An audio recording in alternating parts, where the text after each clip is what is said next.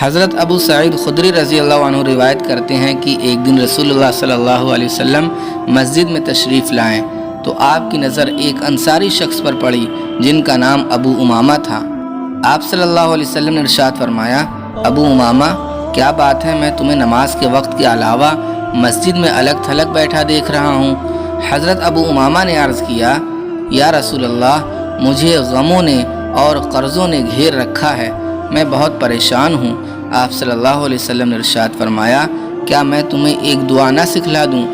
جب تم اس کو کہو گے تو اللہ تعالیٰ تمہارے غم دور کر دیں گے اور تمہارا قرض بھی اتروا دیں گے۔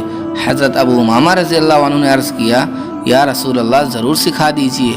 آپ صلی اللہ علیہ وسلم نے ارشاد فرمایا، صبح و شام یہ دعا پڑھا کرو، اللہم انی اعوذ بک من الہم والحزن واعوذ بک من العجز والکسل واعوذ بک من الجبن والبخل واعوذ بک من غلبۃ الدین وقہر الرجال۔